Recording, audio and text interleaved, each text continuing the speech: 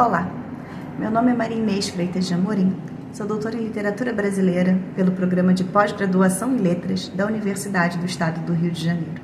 E a minha tese, intitulada Tecendo Histórias e Afetos, um defeito de cor de Ana Maria Gonçalves, foi orientada pela professora doutora Maria Aparecida de Andrade Salgueiro e defendida em janeiro de 2023. O corpus da minha pesquisa é o romance Um Defeito de Cor, da escritora mineira Ana Maria Gonçalves, publicado em 2006 e vencedor do Prêmio Casa das Américas. O romance conta a história de Kendé, desde sua infância em África, sua captura e vinda para o Brasil como escravizada, todos os seus processos de luta pela libertação, suas relações de amizade, a família que ela constrói, suas crenças religiosas, seus trabalhos, seus processos revolucionários, seu retorno à África. Toda essa narrativa é direcionada a seu filho, que foi vendido na infância pelo pai como escravizado. E ao longo do romance, ela também vai mostrando essa busca pela criança, pelas suas viagens, seus deslocamentos, as relações que ela cria para encontrar o filho. E o romance é constituído como essa grande carta, em que ela afirma algumas vezes: estou escrevendo porque eu precisava te contar tudo isso. A partir da leitura do romance, diversas questões foram suscitadas e que depois serviram de base para o desenvolvimento da pesquisa, mas principalmente por trazer a voz de uma mulher negra que passou pela escravidão como perspectiva dessa leitura do passado brasileiro, que é como se estivesse revisitando o passado brasileiro a partir da perspectiva dessas vozes tão silenciadas ao longo da narrativa hegemônica, criada por homens brancos, uma perspectiva eurocentrada. Então, o romance apresenta essa perspectiva, essa outra perspectiva, dessas vozes silenciadas ao longo da história.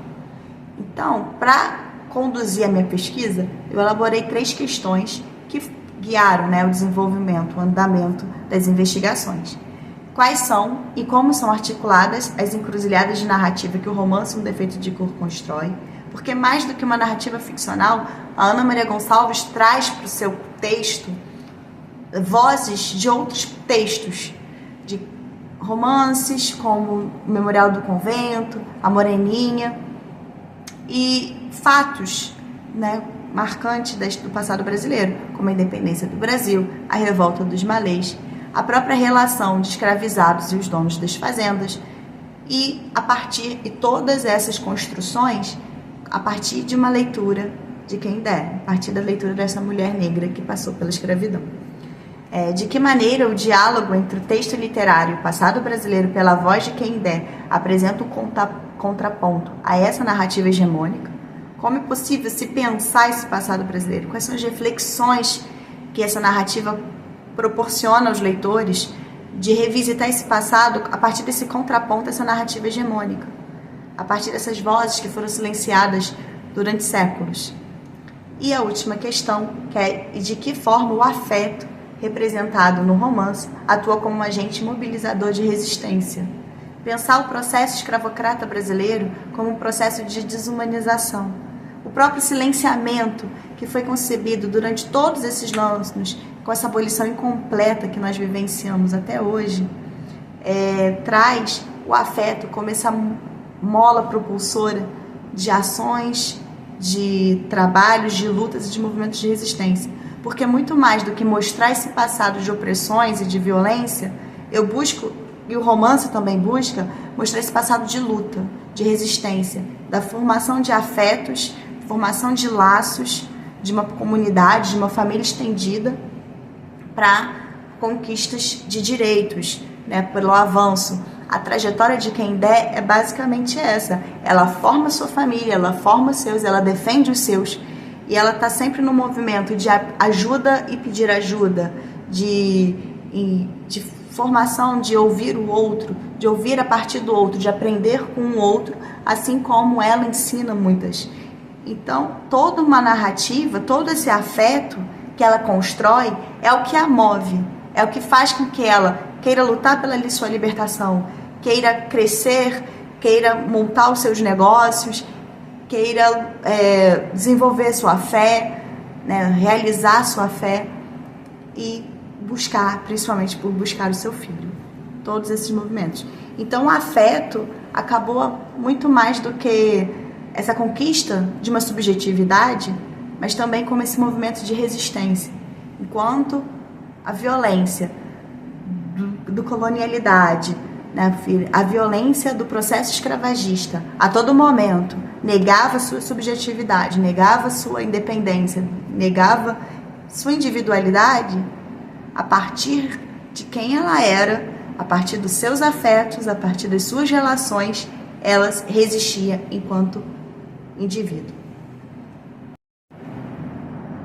Então, buscando uma forma de responder aos questionamentos, o objetivo geral do trabalho foi, a partir de uma leitura do romance, Um Defeito de Cor, identificar estruturas narrativas que apresentem a perspectiva da mulher negra sobre o passado escravagista brasileiro. Então, evidenciar a forma como Canindé apresenta sua perspectiva, sua leitura sobre as suas experiências cotidianas, sobre como ela interpreta e como ela vê esse passado brasileiro do século XIX, né, como ela vivenciou essas experiências a partir, né, da sua leitura, de seus atravessamentos.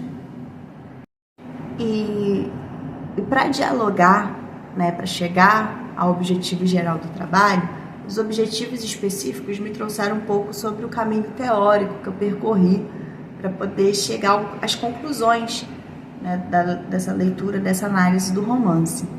O primeiro objetivo específico seria construir um debate teórico entre conceitos como colonialidade, identidade americana, traduções interculturais, a necropolítica e o epistemicídio.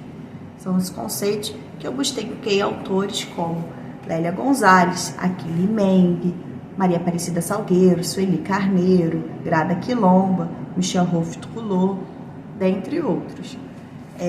O segundo objetivo específico seria desenvolver reflexões sobre feminismo negro e feminismo decolonial, escrevivência, escrita de autoras negras e o afeto enquanto categoria analítica.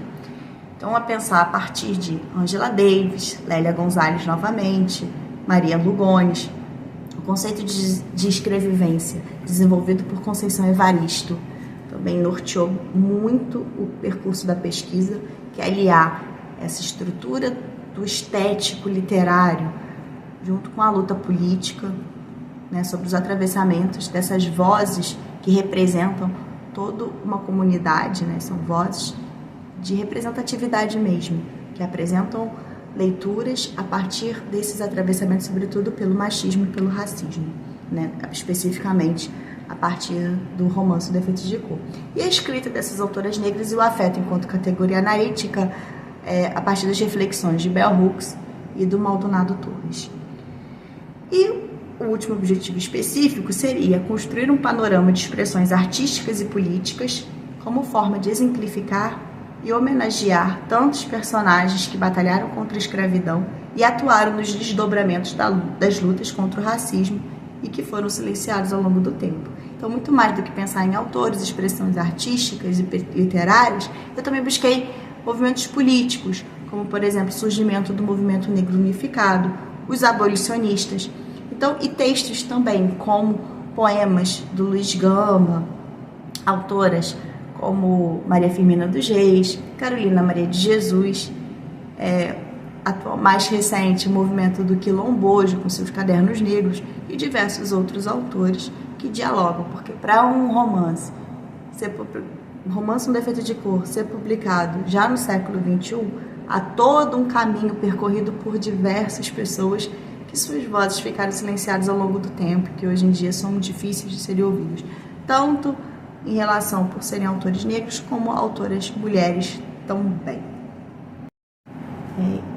E a tese foi organizada em 4 capítulos. O primeiro capítulo, que se chama Fantasmas de Ontem, Fantasmas de Hoje, que vai trazer uma história panorâmica de pensar a literatura representando a escravidão, e traço também uns questionamentos sobre que histórias que os nossos espaços urbanos contam, como o nome das ruas e os nomes dos monumentos, pensar sobre autores que ao longo do tempo ficaram muito tempo invisibilizados, como a própria Maria Firmina dos Reis, que pouco se é estudado sobre, e também sobre os movimentos de luta de resistência até hoje.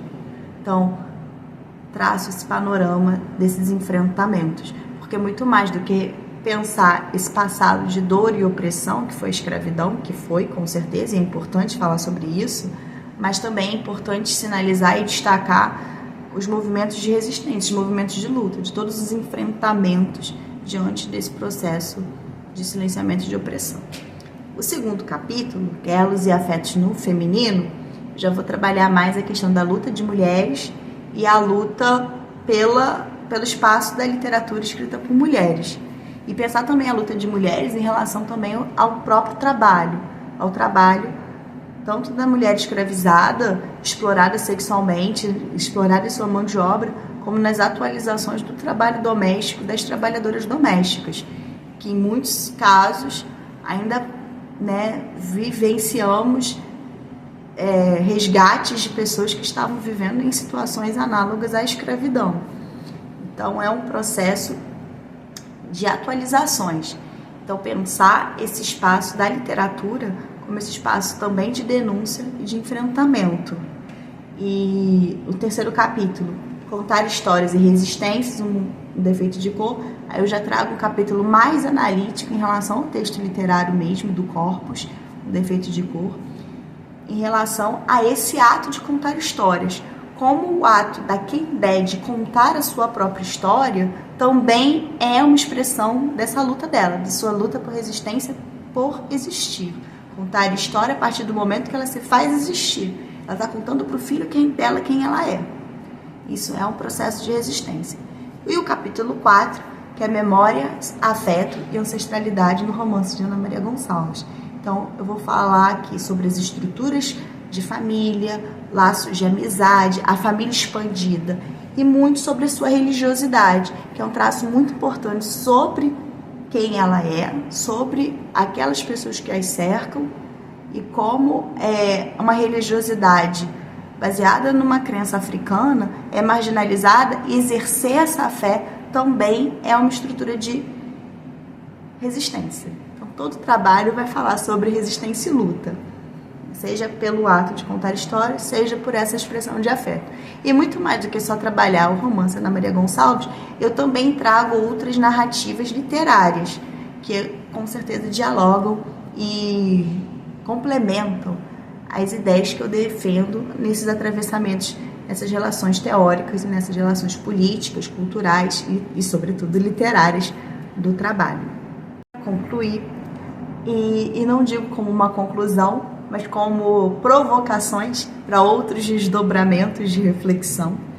Pensar a escritura da literatura, pensar o romance em defeito de cor, como essa possibilidade de interpretação sobre o passado brasileiro a partir dessas vozes silenciadas. Evidenciar que vozes são essas? Por que nós não ouvimos essas vozes? Porque a narrativa oficial é centrada nessa voz hegemônica de um homem branco eurocentrado. Pensar as escrevivências de um defeito de cor a partir de pensar que é uma narradora ficcional, mas que representa vozes de muitas outras mulheres. Pensar esse projeto de Brasil a partir da voz de que voz que queremos construir esse projeto de Brasil. A partir de quem construiu essa identidade brasileira. Lógico que eu acredito muito no papel libertador da literatura.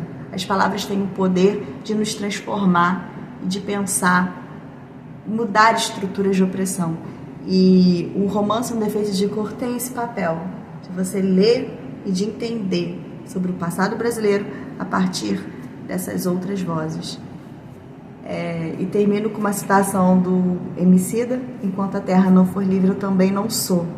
E a partir do momento em que esse passado brasileiro escravagista não for revisitado, a abolição não for de fato completada, nenhum de nós será livre. Então fica essas reflexões que o romance me trouxe, o meu trabalho suscitou, e sigamos. Muito obrigada. Tchau, tchau.